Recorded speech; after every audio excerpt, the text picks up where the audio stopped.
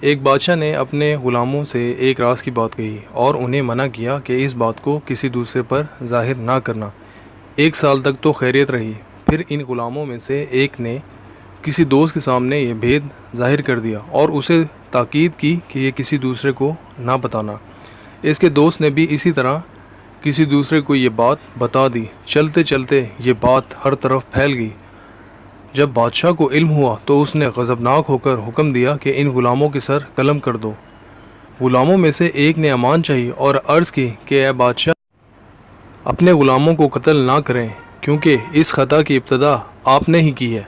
آپ نے شروع میں ہی چشمے کا منہ بند کیوں نہ کیا؟ جب وہ سیلاب بن گیا تو اس کے آگے بند باندھنے کا کیا فائدہ؟